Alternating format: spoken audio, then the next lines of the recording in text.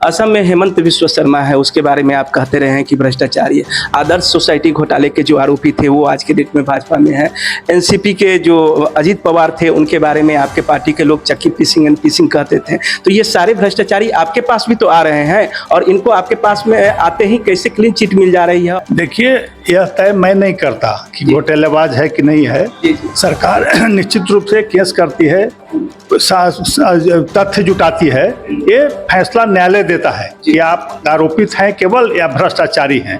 हमारी सरकार निश्चित रूप से सभी चीजों की जांच कराती है और सच्चाई आने पर कड़ी से कड़ी कार्रवाई करती है। राहुल गांधी जी भी उस भ्रष्टाचार में शामिल हैं।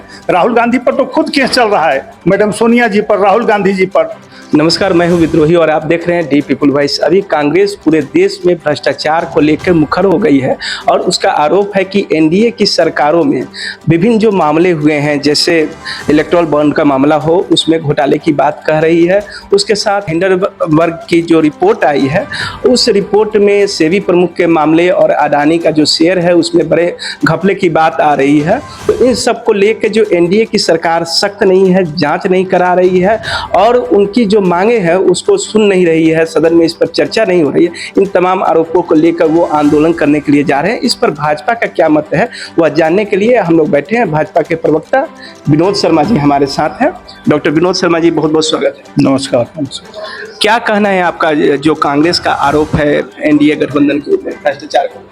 देखिए, कांग्रेस पार्टी का चाल चरित्र और चेहरा पूरे देश और विश्व के सामने सर्वविदित है। कांग्रेस पार्टी की सरकार क्यों गई थी? सारा लोग जानता है कि भ्रष्टाचार में अकंठ डूबे रहने के कारण 2G 3G कोला घोटाले, एक नहीं दर्जनों खेल घोटाला, दर्जनों घोटालों का आरोपित कांग्रेस सत्ता से बाहर हुई और गलत प्रलाप कर रही है, गलत आरोप लगा रही है। सारी चीज़ें सामने हैं, सारे तथ्य सामने हैं। हमारी सरकार निश्चित रूप से सभी चीज़ों की जांच कराती है और सच्चाई आने पर कड़ी से कड़ी कार्रवाई करती है। कांग्रेस की तरह हम बचाव नहीं करते अपने लोगों का। कांग्रेस ने दर्जनों नेताओं को बचाव किया और उनको संपोषित किया। आपने 2G का नाम लिया, 2G में तो कोई घोटाला नहीं हुआ, ऐसा बाद में जांच में सामने आया। जांच में आया, लेकिन कहीं न कहीं आरोपित थे। आप लोग इस पर लेकर बराबर खेल घोटाला में वो आरोपित थे, कोयला घोटाला में अभी भी आरोपित है, अभी भी केस चल रहा है। भ्रष्टाचारियों के गोद में कांग्रेस बैठकर प्रवचन बांट रही है। लालू यादव जी जो सजाफ्ता हैं, उनके पार्टनर, ऐसे दर्जनों सजाफ्ता लोग उनके पार्टनर हैं और भ्रष्टाचार को बढ़ावा दे रहे हैं। राहुल गांधी जी भी उस भ्रष्टाचार में शामिल हैं। राहुल गांधी पर तो खुद केस चल रहा है, मैडम सोनिया जी पर, राहुल गांधी जी पर। वो जमीन घोटाले का केस चल रहा है, नेशनल हेराल्ड का केस चल रहा है। वो क्या बात करेंगे? तो निश्चित रूप से अधिकार है उनको आरोप लगाने का, लेकिन सारी चीजें साफ हैं, स्पष्ट हैं, सारी चीजों की जांच हो रही है। अगर गलत करेगा तो हमारी सरकार में कोई नहीं बचेगा। भारतीय जनता पार्टी हमेशा अपनी सरकार को तो क्लीन चिट देती रही है, कांग्रेस के लोगों पर आरोप लगाती रही है। असम में हेमंत बिस्वा शर्मा है, उसके बारे में आप कहते रहे हैं कि भ्रष्टाचारी है। आदर्श सोसाइटी घोटाले के जो आरोपी थे वो आज के डेट में भाजपा में है।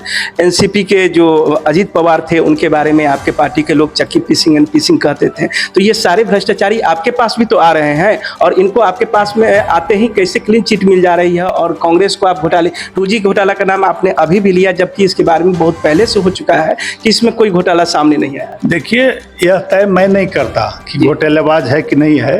सरकार निश्चित रूप से केस करती है, तथ्य जुटाती है, ये फैसला न्यायालय देता है कि आप आरोपित हैं केवल या भ्रष्टाचारी हैं। तो वो तो तय करता है, अजीत पवार जी हो चाहे जो भी हो, सारे मुकदमे चल रहे हैं, मामले चल रहे हैं। न्यायालय निश्चित रूप से इस पर गौर करेगा। अगर गलत होंगे तो उनको सजा मिलेगा, सजा मिलेगा तो हम उसका कोई बचाव नहीं कर सकते हैं। इस बात से तो पूरी तरह से सहमत है, लेकिन जो सेबी के प्रमुख के ऊपर आरोप लगे हैं तो इस पर जांच करा लेने में क्या दिक्कत है? देखिए, सारी चीजें सामने हैं, हमारी सरकार उस पर अध्ययन कर रही है। जरूरत पड़ने पर उस पर जांच भी होगी। पहले भी जांच हुई है बहुत मामलों में। तो निश्चित रूप से निश्चिंत रहे, कांग्रेस पार्टी खुद अपने भ्रष्टाचारी मित्रों को बचाने का उपाय करे जो जेल के रास्ते में है या जेल में है।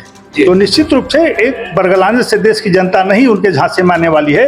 वो जानती है कि नरेंद्र मोदी कभी न खाएंगे न खाने देंगे थी में विश्वास करते हैं और उसी सिद्धांत पर भी काम कर रहे हैं। अभी जो नरेंद्र मोदी 3.0 बनी है, इसमें जो एनडीए के गठबंधन है, घटक दल हैं, वो कई मुद्दों पर ऐसा लगता है कि सहमत नहीं है। कोई बिल संसद में पेश किया जाता है तो पहले आपसी सहमति शायद नहीं बनाई जाती है, इसके कारण विरोध हो जाता है।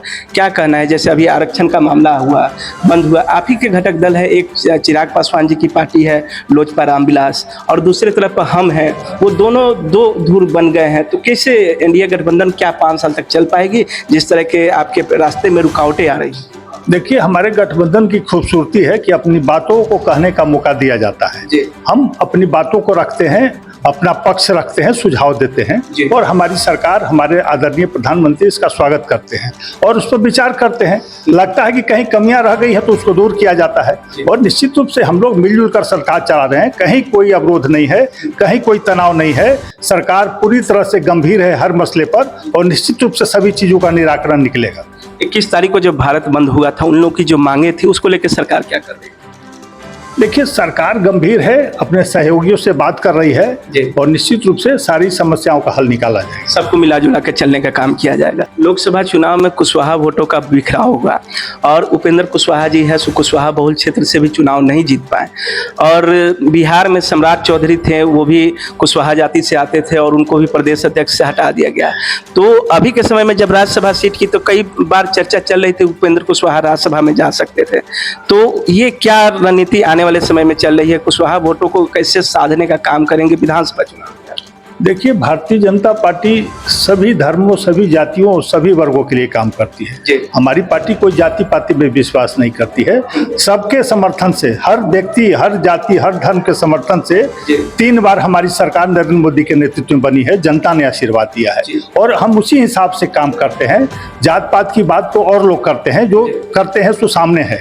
और उपेंद्र कुशवाहा जी हमारे सम्मानित साथी हैं, हमने उनको जगह दिया है, उनको सम्मान दिया है और सम्राट चौधरी जी एक व्यक्ति 2 पद के सिद्धांत के तहत है। इस पार्टी में कोई भी व्यक्ति 2 पद पर नहीं रहता है। तो निश्चित रूप से केंद्र ने निर्णय लिया कि उप मुख्यमंत्री रहेंगे, तो निश्चित रूप से बिहार का सम्राट जी विकास करेंगे और बिहार के लिए बहुत ज्यादा काम करेंगे और अध्यक्ष पद दूसरे को जिम्मेवारी दी गई है जो अधिक से अधिक समय पार्टी को दे सके। 2025 का विधानसभा चुनाव किसके नेतृत्व में लड़ा जाए?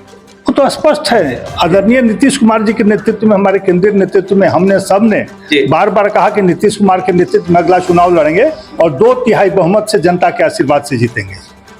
तो इस तरीके से इन्होंने बताया कि 2025 का जो विधानसभा चुनाव होगा वो वर्तमान में मुख्यमंत्री जो है श्री नीतीश कुमार जी, उन्हीं के नेतृत्व में लड़ा जाएगा। तो इस तरह के भाजपा से की जो नीतियां हैं वर्तमान में, उन तमाम चीज़ों से आप अवगत हुए। इसी तरह की खबरों के लिए बने रहे डी पीपल वॉइस के साथ। बहुत बहुत धन्यवाद।